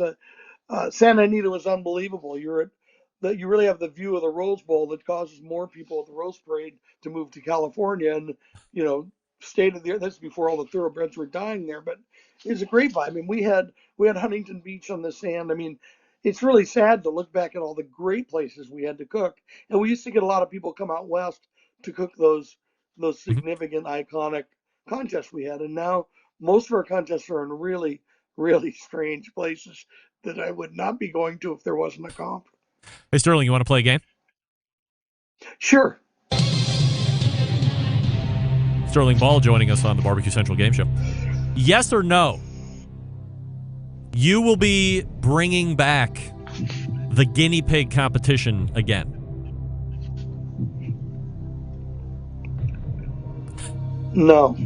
Final answer? Yes. To the answer, if he will be bringing back guinea pig, he says no. The answer is no. He's right. So here's what I find fascinating. For the amount of, let's say, crap you took originally rolling this out as the years evaporated past, maybe guinea pig wasn't referenced specifically, but you would hear, oh, we need a competition where it's cost controlled to enter and the meats are provided. Like all of a sudden it became the thing that should happen in order to save barbecue, but years before that, you were on top of it. It's too hard, and it's to be honest with you, it's not really appreciated for the amount of effort it goes in. And number one, it's a venue issue. I can't really have it at Ernie Ball like we have. It's a sponsorship issue. I'm having a difficult time there. It's really tough. I mean, and look, what makes me feel horrible about it is that I named it after the late great Matt Dalton. And you want to talk about meeting people in barbecue that you never would have met in your normal life. I would have never met Matt Dalton. And Matt Dalton is one of the greatest guys I've known. And unfortunately, he's no longer with us. So I feel awkward in canceling it, but it's too hard. It's too controversial. And I can never get people to understand it. And towards the end, all I ask is please hashtag it. And we've got almost nobody hashtagged it the last couple of years. So it's not like we're punishing and taking the ball. It's a ton of work. And I really can't ask the great but small staff at BPS to work through a weekend almost around the clock anymore. I don't think they want to do it either. Listen, we still love barbecue. We still love the teams. But everything's a risk and reward or weighted versus how much effort you have to put into it. And it just wasn't, it was no longer a rewarding experience. Sterling, last question before I let you go, and I appreciate the time as always. On a 100, we love this, 100% a surety pick, 100% yes or 100% no, Big Poppa Smokers will reign supreme this year on one or both sides of the American Royal. That's I can't. I mean, the Royal happens, the Jack happens, and I don't want to take anything away from the people who won it, or don't want to take anything away from the people who don't win it. You're not even going to tongue in cheek me? No, I can't because you know what? It's one of those tongue in cheeks that if I joke and say something, I get killed. You know what I mean? So I have to really say what I really think is it's hard to win that thing, and it happens.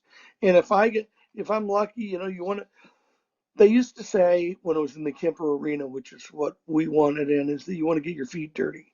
You want to walk in through that main floor, which is, where the livestock were, and you want to, where they did all the ropings and shows and stuff. You want to get your feet dirty. I want to get my feet dirty. I don't want to be I want to be respectful. I won it. I was coming in 475th in the Open when the day before I came in 8th.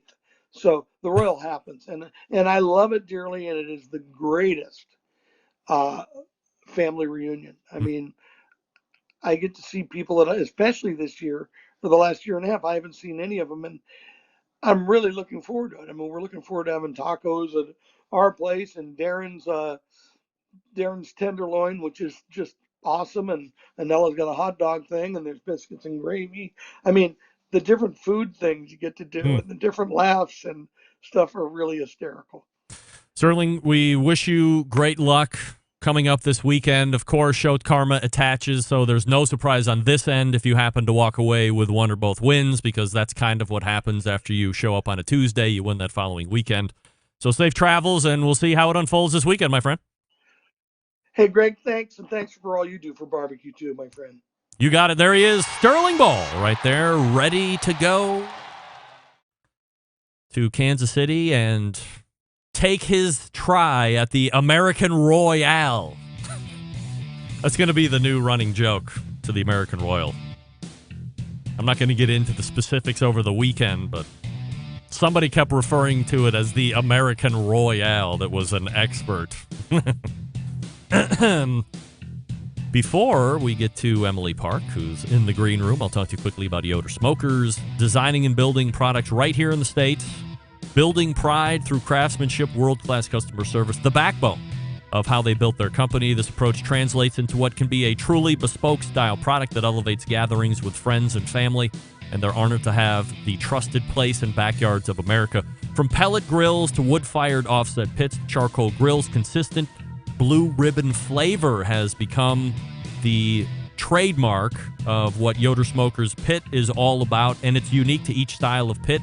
And the team has developed their cookers to perform time and time again while outlasting the competition for generations to come. It's this generational thought that's rooted in the handmade products and defines the integrity of their core values. American-made quality, endless flavor, the benchmarks of Yoder Smokers. Visit the website, yodersmokers.com. That's yodersmokers.com, and grab yours today. We will be right back with Emily Park. Stick around. We'll be right back. You're listening to the #1 most downloaded barbecue and grilling podcast anywhere. The BBQ Central Show.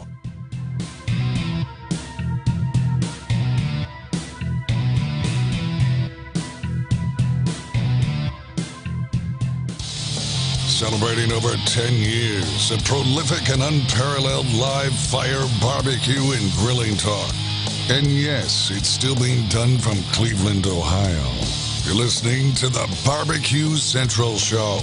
Hey, welcome back. This portion being brought to you by Smithfield. Head on over to smithfield.com and get tips through the rest of the grilling season from championship pitmasters like Chris Lilly, Darren Worth, Ernest Cervantes, Childs Cridland.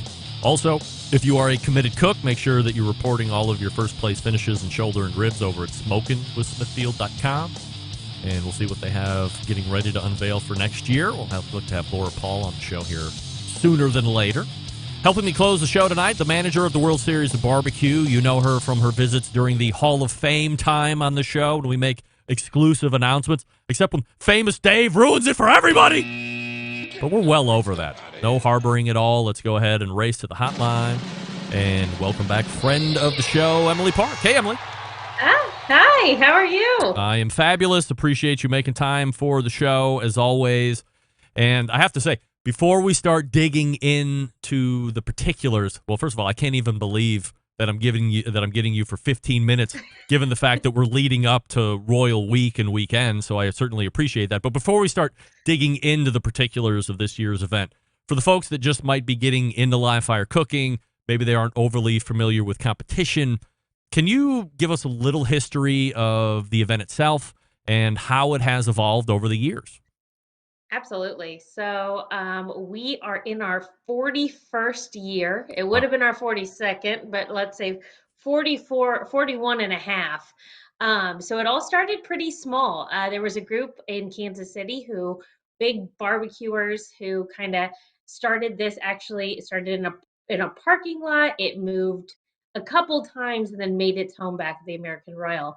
Our partners at KCBS, they've been around for about 35, 36 years, and our story kind of goes together. Competition barbecue was happening. There was a group of individuals who were starting to get this going, and we almost partnered up and put the rules together and started from the ground up. I hate to say the rest is history, but through that, we got up to our crazy number of 400 and 500 teams who come out and compete every year. So we're blessed that it started that way. In the 80s, it was kind of the low thing to do. Not many people knew about what this weird competition barbecue thing was, and now you can't turn off the TV without seeing a pitmaster. So we're just happy to be part of the whole storyline, which is pretty cool. It is funny when you think back to the humble beginnings and kind of like parking lot kicking around and not really spending a lot of money on any. I mean, it was like the prototypical what barbecue is supposed to be, taking bad cuts of meat, turning them into something delicious. Are you surprised to see the evolution of the sport and the fact that, now there's motorhomes and trailers and people are spending $200 on brisket and so much on pork and all this? Is that a surprise to you?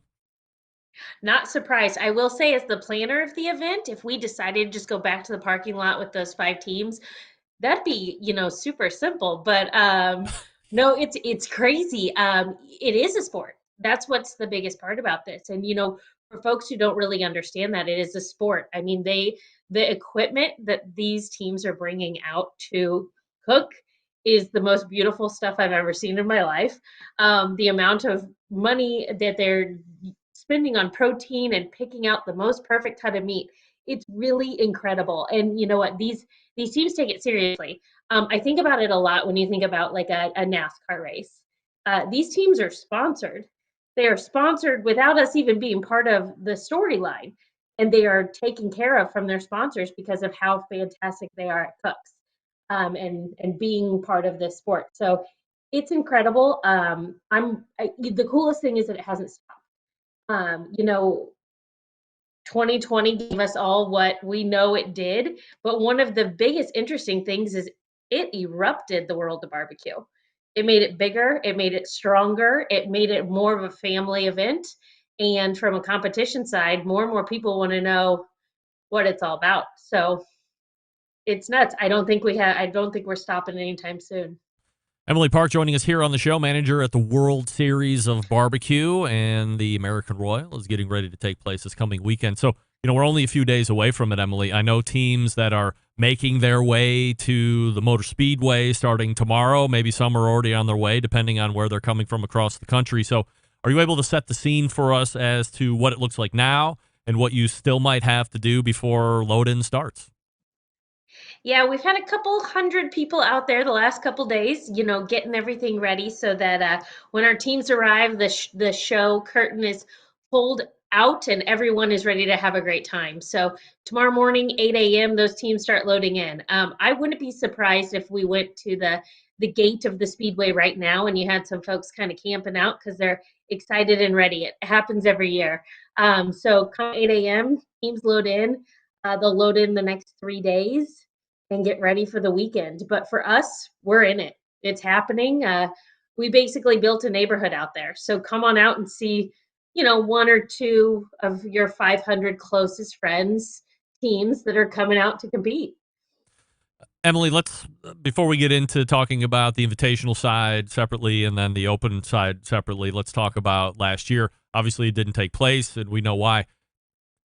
We did we've trying to build some stupid gimmick on the show with the embedded correspondence called the 100% assurity picks, where it's either all yes or all no on certain subjects, and we went over the big main barbecue competitions. John Solberg from Michigan and myself said the American Royal wasn't going to happen. Doug from Texas and Rusty from the great city of Utah said absolutely that the American Royal is going to happen. So 50% of us 100% right, 50% of us 100% wrong, which is what we like.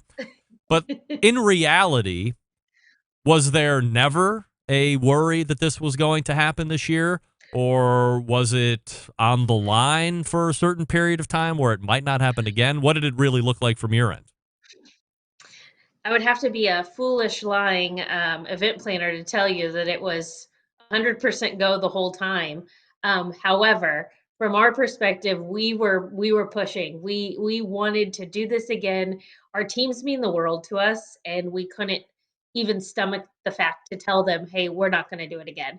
So luckily, we have some fantastic partners in our city, in our state, our health officials, our board members who really worked hard to get everything kind of pulled together. So we did have to make some adjustments. It's not going to look like it used to look, but we decided we'll make whatever pivots we need to make it happen. And now we sit here where teams are loading in tomorrow, and we're very lucky that we continued to push ahead. Memphis in May happened. We thought that might be in danger of getting canceled again. That looked different, as you had mentioned. So how will it look different as teams load in and spectators start to gather?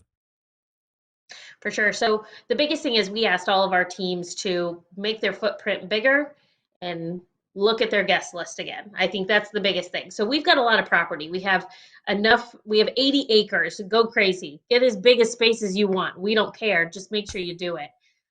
So there was no moment of, oh, we don't have room for you, which is a great thing. So that was our number one start. And then on the rest of the contest side, we expanded our footprint. Our judging area used to be 11,000 square feet. It's now 30,000 square feet with the same number of people. We changed all of the way that we do our operations to keep people safe. We're asking everyone to come down and wear a mask when not actively eating or drinking. And the biggest thing is we worked with all of our local and state officials and really took their guidance. And when they said, this is going to make this a better and safer event, we said, great, let's do it. You tell us how to continue moving forward. And we did it. So the parties, although they're always fantastic and we have the best parties in Kansas City, might be a smidge smaller this year, but it doesn't mean that they're not going to be as good. Just maybe not as many people. Emily, let's talk about the invitational side first. Do you have a count on how many teams will be attending and cooking? Okay, so the last I looked, about an hour ago, we were at 185 teams in the invitational. This is the largest invitational we've ever had. So we are excited. So we expanded our invitational to include teams who had gotten a grand championship all the way from July 1 of 2018 till now. We just know there were so many contests that didn't happen that we wanted to make sure everybody got included and got invited. So like typically that number is like 125, 127 or something like that, right? So this is quite a jump up. 185. This one, it's going to be fierce. If you win the invitational, props to you. How do you get invited? What's the criteria to meet? So you've got to you have to be a grand champion at one of our sanctioned partnered events. So ACBS, IBCA, I can make that list go on and on. We work with everyone. And basically, as long as you turn in the 4 main proteins and you are grand champion, you got the invite. So we keep it happens usually a calendar year, but this year, because of everything that happened, we extended that and gave some folks an additional shot at it. So it's going to be big. The next day after the invitational, when that winner's crowned, everybody turns around and cooks the open side, or at least the majority of them do. And this is, much bigger. So this is the one where you really just need to pony up the entry fee in order to take part, correct? Correct. And turn in at least 1 protein. What's the high water mark for teams ever competing on the open side? Meaning what's our max we've ever had? Yeah. 618 was our biggest year. That was the year we moved over to Arrowhead Stadium. Great year when we got to do that. It was the first year we got to tell teams that when we didn't have enough room for them, we had enough room for them. So since then, it's, we kind of stick around that 500 number. That 618 was bananas. So we hope to be back there soon. I would say after these couple of strange years we're through, we'll be back there. Do you have a count on how many are currently registered for the Open right now? We are at 471. Holy moly. People are ready to get back, right? They are. And you know what? That number would have been higher. I will tell you this. I have to give a shout out to all of our international teams who registered and tried so hard to come, and unfortunately, it was not their lack of trying and effort. There were probably 25 international teams that unfortunately couldn't make it this year. So we will see you in 2022. So there's the barbecue thing to see. If you're going to be spectating, if you're not overly familiar with what the whole weekend encompasses aside from the barbecue contest, are there other ancillary items or events, for instance, like the Hall of Fame, induction ceremonies and so forth, that people should plan to take in while they're there? Absolutely. Saturday is a really fun day for us getting to host the event. So on Saturday, we're going to do a salute to military. There's going to be a ton of equipment and maybe some fun flyovers that you should pay attention to, things like that out there. We've got food trucks. We have marketplace vendors. We've got bands on our stage. We've got demos by some of our good friends. Dr. Barbecue, I believe that we all know him well. Mr. Ray Lampy will be doing a demo. We've got demos from our friends at Very Fresh who are doing a rib eating competition. That's always fun. So you got to come watch that. And then Barbecue Hall of Fame, that's going to be great. We're super excited. That's on Saturday. Part of our awards, we are going to honor both the 2020 and the 2021 class. Everybody who's able to make it. So it's gonna be great. It's a big celebration. And then the other thing I would say, if anybody wants to come down and just experience barbecue, we've got some great VIP events where you can kind of go in, meet a pitmaster, ask them questions, tell me about your smoker. Tell me, did you make it yourself? All these things that people want to learn. We have that experience for you. So come on down and we'll make sure you have a great time just pending what you want to do.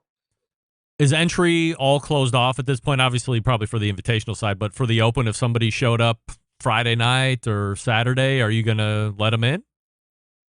If they do, we'll do our best. As long, we never want to turn away a barbecuer. We want to get them in, but we want to make sure they have a great experience. So, that's one of the things that we really pride ourselves on, is making sure everyone is set and ready before the event. So if somebody shows up, it might be a little, not, the red carpet isn't as long, but we'll still try to roll it out. And, but yes, come on down, barbecue. And if not, join us in 2022. We'll probably open registrations in, I would say, April, May, and come down. So even if you want to come down and take a look at it, see who those competitors are, maybe do that this year, and then next year come beat them all in the open. Sounds good to me. This is Emily Park, manager at the World Series of Barbecue. I know you got a ton of things to do, so I appreciate the time you've given me tonight. Good luck this weekend, and we'll do a recap soon. Sounds great. Thanks for having us. You got it. There she is, Emily Park, right there. And she is on a mission. She said teams are getting ready to load in tomorrow. So it's on. Teams are coming in. It's going to get hot and heavy. 475 or so teams ready to go on the open side. 185 on the invitational side, if you can believe it. The invitational number is shocking. Granted, you can go back, almost 2 years. However, you still have to make the trip. So people getting that chance to come in, perhaps there's some added vigor and urgency to get there. Or you might not ever get back, as Sterling Ball pointed out in the segment before Emily. Let me talk to you quickly about Green Mountain Grills, and then we'll go ahead and wrap up the show. You have two different lines to choose from, a choice line and a prime line. The prime line gives you two different options to choose from, a peak and a ledge. Now, if you want something that's even more portable, if you were going to go to the American Royal and tailgate and you're not going to bring a huge smoker, the Trek is the one that you want to take a look at. That can actually be plugged into the 12-volt outlet in your car or 12-volt receptacle in your car. You can run it on a car battery with the clips that's included with it. Number of different ways. Now, you want something on the back patio, peak and ledge is what you're going to want to be looking at.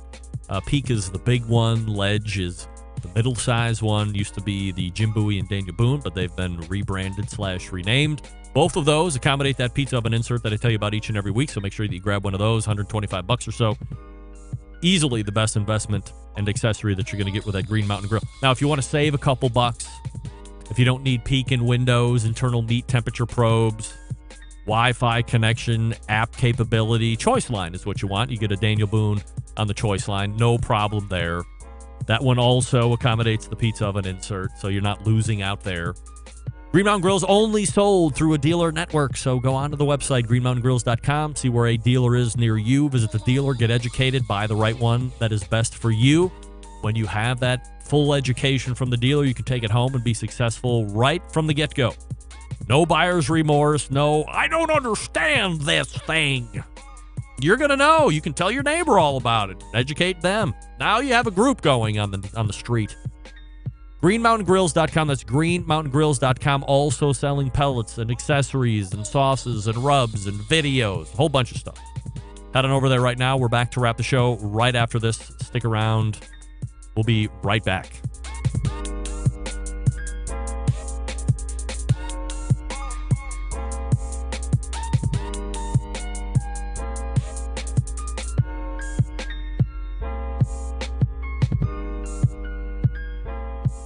Whole packers, full racks, legs and thighs, injecting butts. If you've never heard this before, you might think you found the best XXX show ever.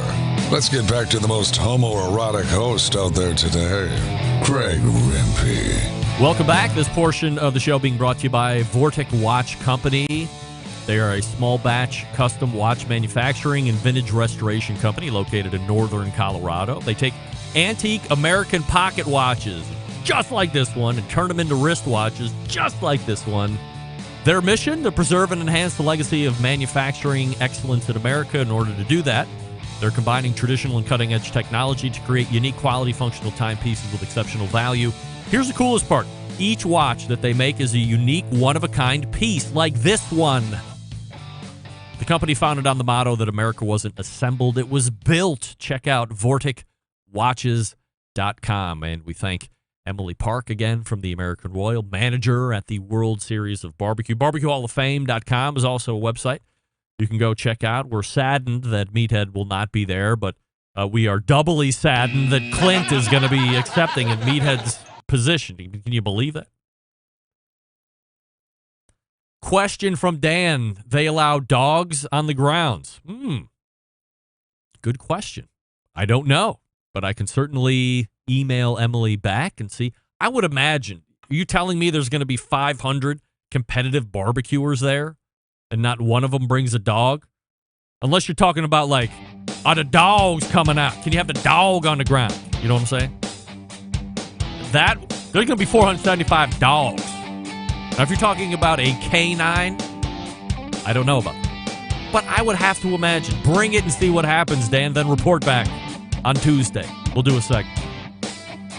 Right, all the way back in the first hour, it was Meathead as we opened up BBQ Science with Meathead. We talked all about the stall, what it really is, what's really happening. We debunked the main myth of what's going on. We also talked about how to power through it. The rubs announced here on this show exclusively-ish alongside his Pitmasters Club. So you can go to AmazingRibs.com/flavor. Maybe it was flavors. And buy them up if you want. Sauce also getting ready to unveil itself. Second hour, Sterling Ball of Big Poppa Smokers, the 2012 American Royal Champ. He's going to be going back this weekend to try and grab it up again. No surprise to this host if he wins it because show karma attaches. And we close it out with Emily Park, the manager over at the barbecue, what is it? The World Series of Barbecue. Jeez. American Royale taking place this weekend. Teams loading in tomorrow and Thursday and Friday, and it'll get going Saturday on the invitational side, Sunday on the open side. And I will reserve segments for both on Tuesday. Aside from that, you will see the likes of a Steven Reichland showing up. You will see the likes of a Daniel Vaughn showing up, where we'll talk about Top 50 over on Texas Monthly. Plenty of stuff to talk about. So how do I always leave? September 11th, 2001. I will never forget. And until next Tuesday, this is your program host and proud U.S. American, Greg Rempe. Good night now.